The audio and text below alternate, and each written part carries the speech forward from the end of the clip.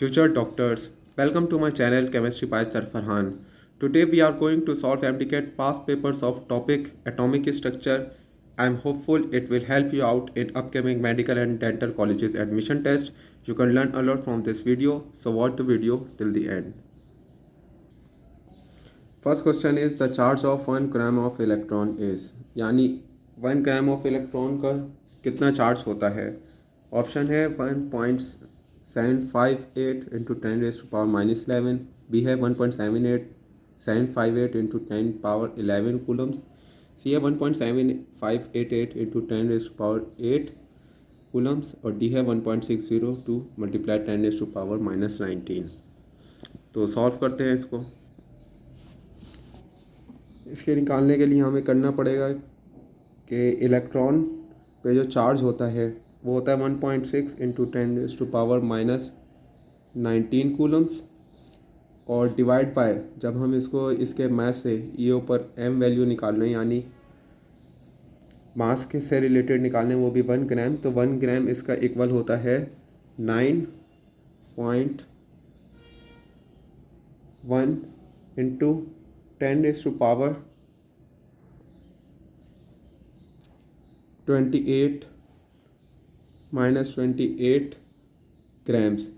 अच्छा, कहीं पे ये केजी में वैल्यू लिखी होती है, केजी में होती है तो 10⁻31 होती है, लेकिन हमें पर ग्राम चाहिए तो इसलिए ये -28 है। जब हमने इसको डिवाइड करेंगे तो इसका आंसर आ जाएगा 1.75 into 10⁻8 Coulomb's.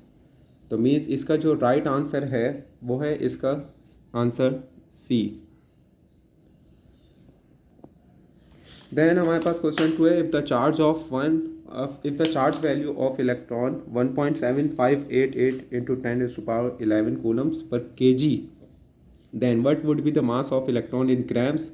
Charge on electron is 1.6022 into 10⁻⁻19 coulombs. बिल्कुल लास्ट वाले क्वेश्चन की तरह है, तो वो हमने मालूम करना है, लेकिन इसमें हमें मास जो है वो ग्राम से मालूम करना है, जबकि हमें चार्ज की वैल्यू गिवन है कूलम्स पर केजी में।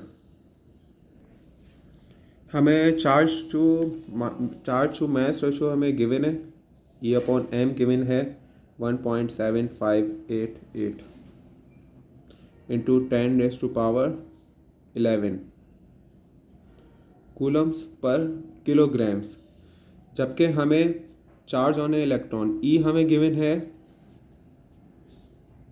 1.60222 इंटू 10⁻⁻19 कूलम्स। ठीक है, ये हमें गिवन है ग्राम्स में, वो कूलम्स में गिवन है, और हमें जो मास फाइंड आउट करना है इन ग्राम्स फाइंड करना है, यानी कि ग्राम से फाइंड आउट करना है। तो ये किलोग्राम है पर केजी है, तो अगर हम इसको पर किलोग्राम में 1 kg is equals to 10⁻3 grams, तो अगर हम इसको इससे डिवाइड कर लें पर 3 से, तो ये कन्वर्ट हो जाएगा ग्राम्स में, तो ऊपर पावर रह आएगी 8। Then E upon M ratio हमारे पास बचता है 1.7588 इंटू 10⁻8 कूलम्स पर ग्राम। ठीक है, इधर हम जो है मैथ फाइंड आउट करना है, तो मैथ इधर आ जाएगा ग्राम और ये वैल्यू इधर आ जाएगी। तो चार्ज हमारे पास ऑलरेडी गिवन है, चार्ज था 1.60222 डिवाइड बाई 1.7588 इंटू 10⁻8, और इधर हमारे पास मास इधर ऊपर चले आएगा दूसरी साइड पे। तो इसको जब हम कैलकुलेट करेंगे तो इसका फाइनल आंसर आ जाएगा 9.1095 इंटू 10⁻⁻28 ग्राम्स। मीन्स इसका जो आंसर है वो आंसर सी है, option C is the right answer.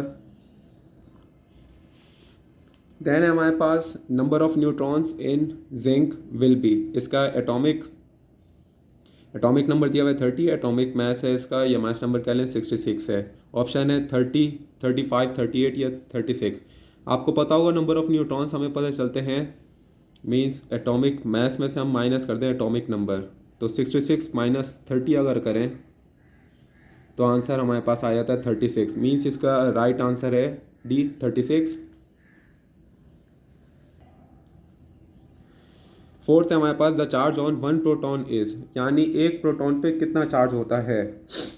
इसका राइट आंसर है बी, यानी हमें ये वैसे पता होना चाहिए कि एक प्रोटॉन पे कितना चार्ज होता है 1.6 इंटू 10⁻⁻⁹ कूलम्स।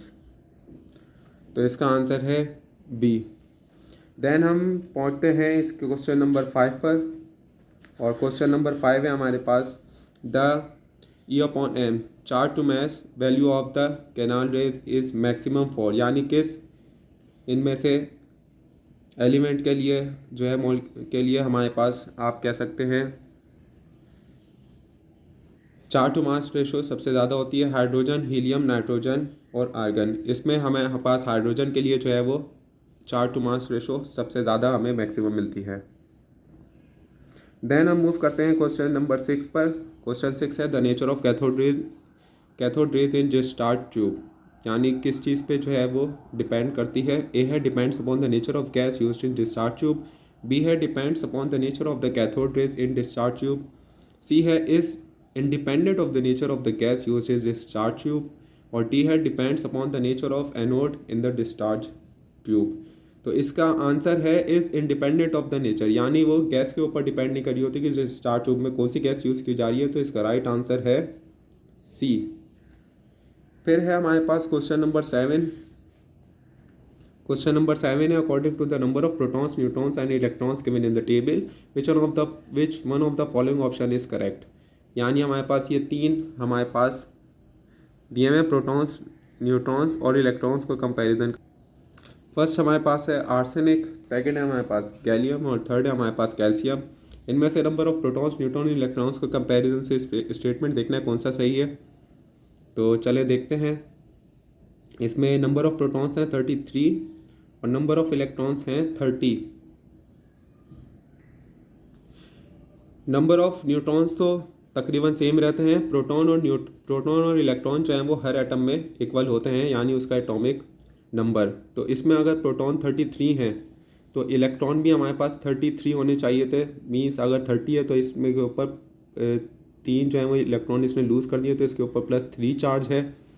और गैलियम को अगर देखें तो प्रोटॉन हमारे पास 31 है और इलेक्ट्रॉन जो है वो 28 है। मीन्स के इलेक्ट्रॉन्स 3 कम है, तो इसने भी 3 इलेक्ट्रॉन लूज़ किए हैं, तो गैलियम के ऊपर भी +3 चार्ज होगा। इसी तरह कैल्शियम देखें तो 20 प्रोटॉन्स हैं और 20 इलेक्ट्रॉन्स हैं। मीन्स के ये स्टेबल कंडीशन में और न्यूट्रॉन भी है, तो मीन्स कैल्शियम जो है उसके ऊपर नो चार्ज है। तो अब ऑप्शन देखते हैं इनमें से कौन सा बेस्ट है। आर्सेनिक +3 और गैलियम +3 और कैल्शियम नो चार्ज, तो मीन्स इसका राइट आंसर यही है। बाकी को देखें +3 +2 0, ये भी नहीं है। +3 +3 +2, यानी +2 नहीं, इधर 0 है, नो चार्ज है। इधर +3 0 +2 है, मीन्स कोई नहीं। इसमें से राइट आंसर इसका ए है। 8 हमारे पास modern periodic table is arrange in ascending order of atomic number, nucleon number, mass number या फिर प्रोटॉन नंबर।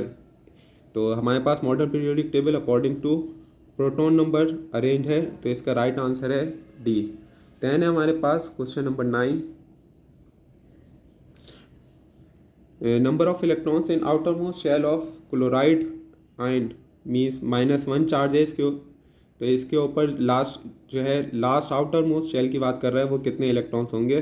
17, 7, 1 और 8। क्लोरीन की बात करें तो इसमें टोटल जो है इसका एटॉमिक नंबर इसका 17 होता है। इसको हम अकॉर्डिंग टू शेल्स अरेंज करें तो 2, 8 और 7 बनता है, लेकिन इसके ऊपर -1 चार्ज है। इट मीन्स कि इसके अंदर एक और इलेक्ट्रॉन्स होगा। एक और इलेक्ट्रॉन जो है वो इसने माइनस का गेन किया, जिसकी वजह से इसके ऊपर -1 चार्ज आया है, तो इस वजह से +1 मीन्स इसके लास्ट शेल में भी 8 इलेक्ट्रॉन्स होंगे। तो इसका राइट आंसर है डी 8। देन है हमारे पास number of electrons in gallium +3 charge के साथ है। तो इसमें कितने चार्ज मतलब इसमें कितने इलेक्ट्रॉन्स हैं 28, 29, 30, 34। इस पर नंबर ऑफ एटॉमिक नंबर देखें वो है इसका 31, मीन्स के इसमें 31 नंबर ऑफ प्रोटॉन्स हैं, तो इसके लास्ट शेल में इसमें टोटल जो है 31 ही इलेक्ट्रॉन्स थे, लेकिन इसने +3 चार्ज आया, मीन्स इसने 3 इलेक्ट्रॉन्स लूज़ किए, तो इस वजह से इसके ऊपर 3 जो है 3 चार्ज 3+ का चार्ज आया, तो इसके अंदर 31 - 3 करें तो 28 आता है, यानी कि इसने 3 इलेक्ट्रॉन्स लूज़ किए हैं, तो 31 - 3 हो जाएगा हमारे पास 28, जिसकी वजह से इसके ऊपर आया, तो इसका राइट आंसर है 28। देन हमारे पास है isotopic symbol of ion of sulphur sulphur 33 is, means sulphur का आयन है और -2 इसके ऊपर चार्ज है। How many number of protons and neutrons are present if number of electrons are 18, यानी अब हमने बताने के नंबर ऑफ इलेक्ट्रॉन्स तो 18 है, तो ये बताएं इसके अंदर नंबर ऑफ प्रोटॉन्स की तादाद कितनी होगी और नंबर ऑफ न्यूट्रॉन की तादाद कितनी होगी। देखें सल्फ़र के ऊपर चार्ज तो -2 है, तो इससे हमारा कंसर्न नहीं है क्योंकि वो इलेक्ट्रॉन से रिलेट करता है। इसमें अगर हम देखें नंबर ऑफ प्रोटॉन्स और न्यूट्रॉन्स प्रेजेंट होते हैं हमारे न्यूक्लियन में, तो इसका है एटॉमिक नंबर है 33। 33 इसके ऊपर जो है टोटल चार्ज है, टोटल नंबर ऑफ प्रोटॉन्स पर neutron.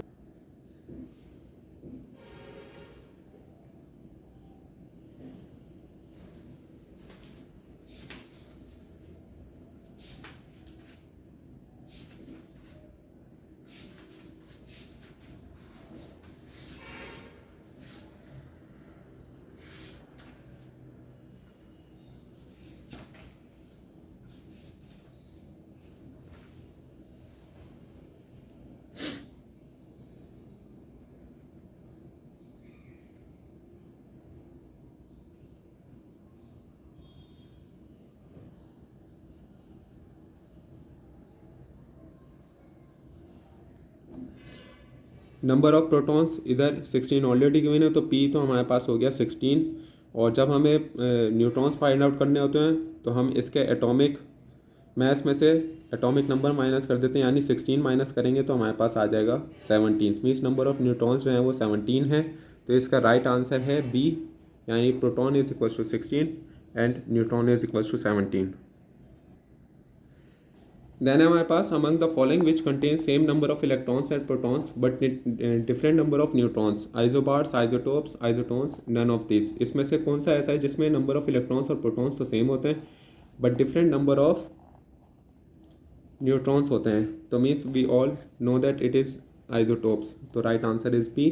Which quantum number tells us about orientation of orbitals, यानी कौन सा ऐसा इसमें से क्वांटम नंबर है जो हमें ओरिएंटेशन ऑफ ऑर्बिटल्स बताते कि ऑर्बिटल्स किस ओरिएंटेशन में होंगे। ऑप्शन हैं प्रिंसिपल, अजीमुथल, स्पेन और मैग्नेटिक। इसका राइट आंसर है डी, मैग्नेटिक क्वांटम नंबर हमें ओरिएंटेशन बताता है। क्वेश्चन 14 है the relative energies of 4s 4p and 3d orbitals are in the order, यानी 4s 4p और 3d ऑर्बिटल्स की एनर्जी किस ऑर्डर में होती है। आपने इस तरह का सा देखा होगा कि अकॉर्डिंग टू एनर्जीज अगर हम इसको अरेंज करें तो ये होता है 1s, then 2s, 4p, 3s, फिर हमारे पास फिलिंग होती है 3p, 4s, 3d, 4p, 5s।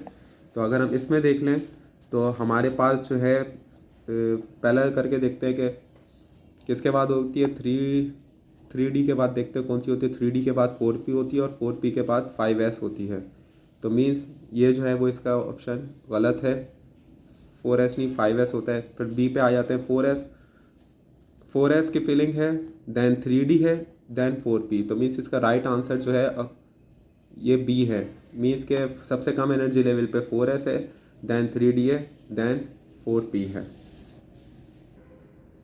Next question भी इसी से रिलेटेड है, correct order of energy in the given सब शेल्स इज, यानी करेक्ट ऑर्डर ऑफ एनर्जी बताना है। इसमें जो है सारे हमें दिए हुए डिसेंडिंग ऑर्डर में, अगर आप गौर से देखें कि फर्स्ट एनर्जी लेवल जो है वो ग्रेटर है देन उससे लेसर अमाउंट की तरफ शिफ्ट है, तो इसका देखते हैं कि क्या है राइट आंसर, इसको देखते हैं मजीद। फर्स्ट ऑप्शन है 5s,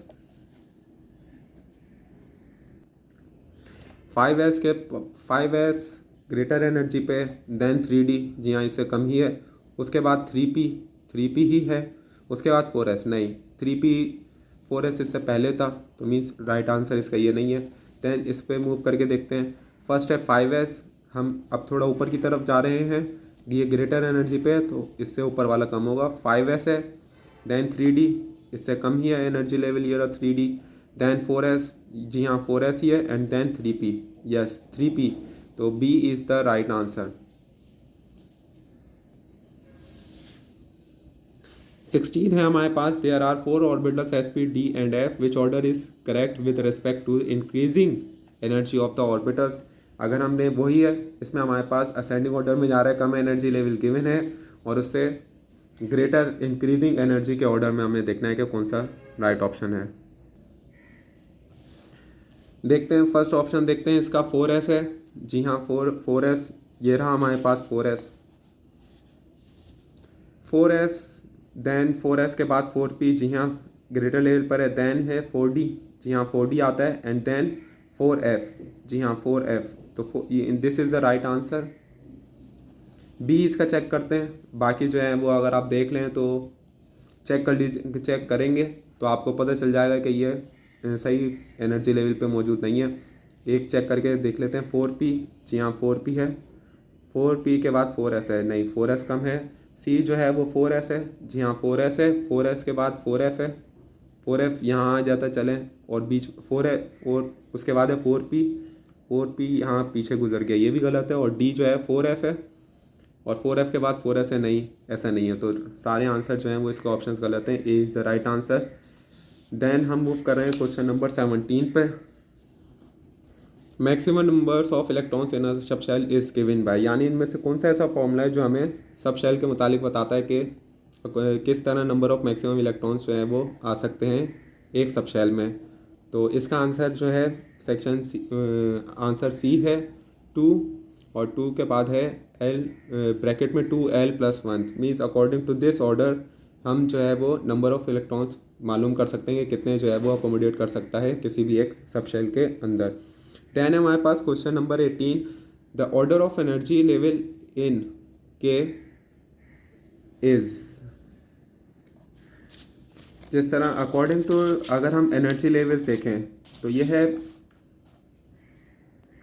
पोटेशियम, और पोटेशियम के ऊपर लिखा हुआ है 19, इसका जो है इलेक्ट्रॉनिक कन्फिगरेशन 19 होती है। तो अब हमने देखा है अकॉर्डिंग टू फिलिंग्स ये किस तरह होगा, इसको इसके अकॉर्डिंग अगर हम इसकी फिलिंग करें तो ये होगा 1s2 2s2 2p6 3s2 3p6 and then 4s1।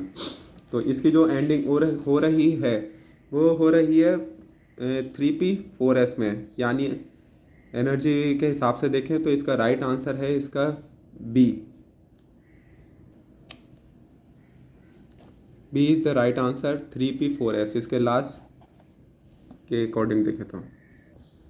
Then हमारे पास 19, with increase in the value of principal quantum number n, the shape of the s orbitals remain same although their sizes, यानी अगर principal quantum number n है तो मतलब अगर with increase in principle quantum number n जो है वो increase हो रहा है तो शेप ऑफ ऑर्बिटल तो रिमेन सेम रहती है, लेकिन इनके साइजेस पे क्या फ़र्क पड़ता है, इनके साइजेस डिक्रीज होते हैं इंक्रीज होते हैं, सेम रहते हैं, या फिर ऐसा होता है कि मे और may not remain the same, यानी कभी सेम रहते हैं कभी नहीं रहते। लेकिन इसका आंसर है बी, इनके साइजेस जो हैं इंक्रीज करते हैं। देन है हमारे पास identify the correct option associated with the shape of P orbital. P orbital जो है वो इनमें से किस शेप का होता है, P orbital actually dumbbell shape का होता है, यानी जिस तरह का एक डम्बल होता है। तो इसका राइट आंसर है डम्बल शेप ये है, तो इसका राइट आंसर है बी, डम्बल शेप का होता है।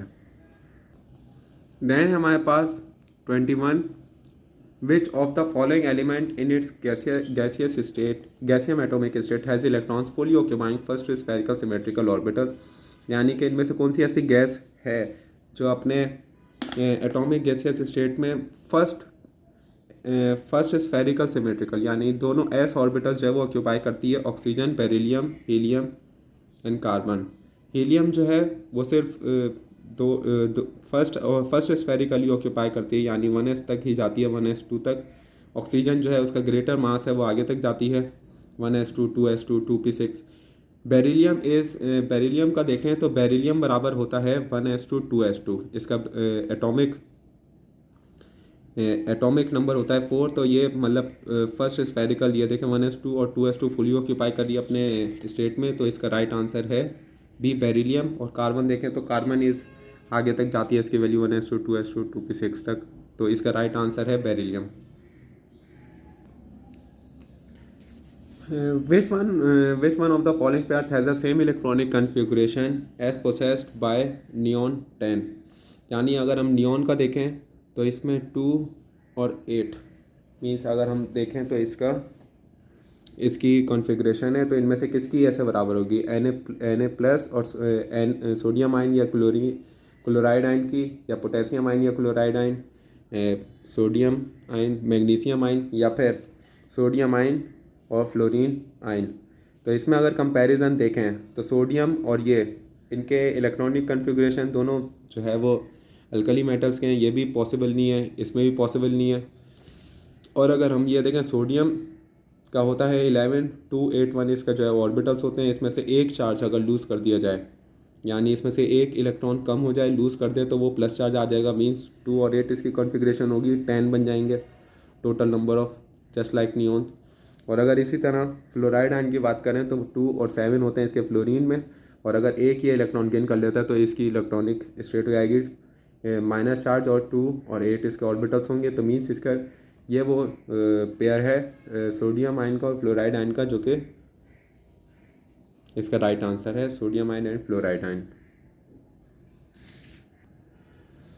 देन है the maximum number of electrons in electronic configuration can be calculated by using formula, यानी मैक्सिमम नंबर ऑफ इलेक्ट्रॉन्स जो हैं वो किसकी फार्मूले के ज़रिए जो है वो फाइंड आउट कर सकते हैं कि किसी भी उसमें हो सकते हैं।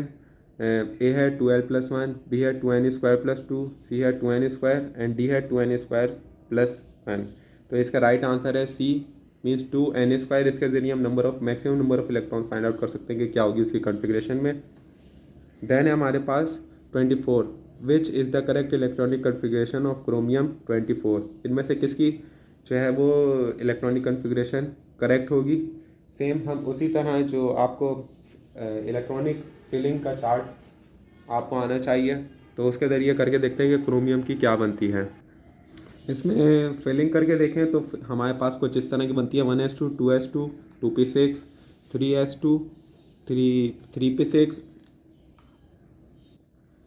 दैन हमारे पास 4s है, दैन 3d। अब एक्चुअली इसमें होना तो पहले ये होता है कि 4s की फिलिंग होती है, इसमें 2 इलेक्ट्रॉन्स तो हमारे पास आ जाते हैं, फिलिंग हो जाती है, और इसका 24 है, तो 24 नंबर ऑफ़ इलेक्ट्रॉन्स को अकोमोडेट करना है, तो इसका लास्ट में फिर बचते हैं 4। लेकिन एक्चुअली होता ये है कि 4d ऑर्बिटल्स में इसमें नंबर ऑफ़ जो अकोमोडेट कर सकते हैं वो है 10 है। तो ये देखें फुल फिल्ड है, ये अगर आप पेयर बना के देखना चाहें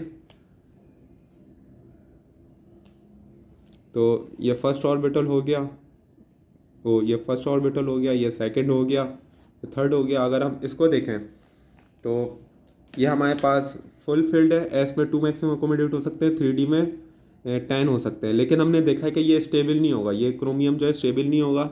इसलिए नहीं होगा कि या तो वो हाफ फील्ड जो है दोनों सब ऑर्बिटल्स या तो हाफ फील्ड हों तब स्टेबल होता है, या फुली फील्ड हों। इसमें ये तो फुली फील्ड है लेकिन ये हाफ नहीं है, जबकि अगर ये 4s अगर इस 3d को इलेक्ट्रॉन शिफ्ट हो जाता है, एनर्जी लेवल बहुत कम होता है, एनर्जी लेवल का डिफरेंस बहुत कम होता है, तो ये किधर शिफ्ट हो जाता है, ये 4s 1 हो जाता है और ये 3d 5। मीन्स के दोनों जो हैं स्टेबिलिटी गेन करने के लिए, चाहे एक इलेक्ट्रॉन इधर d ऑर्बिटल में चला जाता है तो ये इसकी इलेक्ट्रॉनिक कॉन्फ़िगरेशन होगी। अब इसमें अगर राइट ऑप्शन देखें तो पहले तो ये हमें लग रहा था इसका ऑप्शन ए है 1s2 2s2 2p6 3s2 3p6 4s2 3d, but because due to stability ये नहीं होगा। इसका राइट आंसर जो है वो हमारे पास होगा C 1s2 2s2 2p6 3s2 3p6 than 4s1 and than 3d 5। Just because of stability ये दोनों हाफ फील्ड हो गए, एस ऑर्बिटल में 2 आ सकते थे तो ये हाफ फील्ड हो गया 1 हो गया, और इसी तरह इसमें 10 अकोमोडेट हो सकते हैं 5 हो गया। ये ड्यू टू स्टेबिलिटी हमारे पास ये गेन होगा। देन हमारे पास है nitrogen as atomic mass of 7, which of the following electronic configurations is of nitrogen atom in ground state. Ground state पे हमारे पास 7 है, तो 1s2 2s2 और मतलब 4 इलेक्ट्रॉन्स फिल हो गए। और हमारे पास देन है 3 बचे, तो एक 2px 2py 2py 2pz इसमें जाएगा, तो मीन्स एक इलेक्ट्रॉन अकोमोडेट होंगे। ऐसा नहीं कि एक ही में पहले 2 आ जाएँ, पी ऑर्बिटल में 2 आ जाएँ, पहले सिंगल जो है वो फिलिंग होती है, तो A is the right answer. Then हमारे पास the ionization of energy of hydrogen atom is, यानी हाइड्रोजन एटम की आयनाइजेशन एनर्जी कितनी होगी? 13.3 किलो जूल पर मोल, 1313 किलो जूल मोल, या फिर 1313 किलो जूल पर मोल। तो इसका राइट आंसर है 1313 किलो जूल पर मोल। देन हमारे पास the element for which the value of ionization energy is low, यानी कि इन एलिमेंट्स के लिए जो है वो आयनाइजेशन एनर्जी लो होती है, जो कि गेन इलेक्ट्रॉन जो ईज़िली जो है वो इलेक्ट्रॉन्स को गेन कर लेते हैं या फिर लूज़ कर देते हैं, या गेन इलेक्ट्रॉन्स विद डिफ़िकल्टी मुश्किल के साथ गेन करते हैं, या फिर loose electron readily.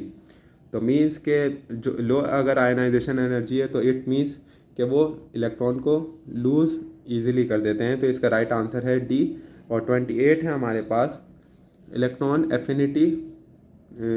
Affinity of the atom is the energy released, यानी एनर्जी रिलीज कब होती है? When electron is added to gaseous atom, covalent bond of molecule is broken. C है electron is move from gaseous state, या फिर covalent bond is found between the atoms. ये तब हमारे पास गेन होती है जब इलेक्ट्रॉन ऐड होता है गैसियस एटम में। तो इसका राइट आंसर है A, electron is added to gaseous atom. Then है हमारे पास 29 the shielding effect of inner electron is responsible for, यानी शील्डिंग इफेक्ट जो है वो क्या करने में क्या कर रहा होता है? डिक्रीजिंग आयनाइजेशन एनर्जी, या फिर ionisation increasing ionisation energy having no effect on ionisation energy, या फिर इंक्रीजिंग इलेक्ट्रोनेगेटिविटी। तो ये एक्चुअली जो इसका जो ख़ास तौर पे रिस्पॉन्सिबल होता है शील्डिंग इफेक्ट, जो कि इनर इलेक्ट्रॉन्स होते हैं, वो हमारे पास होता है डिक्रीजिंग आयनाइजेशन एनर्जी। वो इस तरह करता है कि ये अंदर वाले जितने भी ऑर्बिटल्स होते हैं, सब ऑर्बिटल, उनको स्ट्रांगली बाउंड करता है। तो जो इसके लास्ट जो ऑर्बिटल होता है वो उस पर अट्रैक्शन कम होती है, इलेक्ट्रॉन्स जो वहाँ पे रिवॉल्व कर रहे होते हैं। तो इस वजह से ये डिक्रीजिंग आयनाइजेशन एनर्जी को डिक्रीज़ कर रहा होता है, जिसकी वजह से वो इजीली इलेक्ट्रॉन को लूज़ कर देता है। और हमारे पास लास्ट है which of the following sub shell has no degenerate orbital. इसमें तो कौन सा ऐसा सब शेल है जो कि डीजनरेटिंग ऑर्बिटल नहीं है? तो वो है हमारे पास एस। जो है वो स्फेरिकल है, और ये मज़ीद जो है वो डीजनरेटिंग में नहीं टूट पाता या डीजनरेट नहीं कर पाता। तो अगर आपको मज़ीद इस तरह के और टॉपिक्स पे लेक्चर चाहिए तो आप इस चैनल को लाइक और सब्सक्राइब कर सकते हैं। Thank you.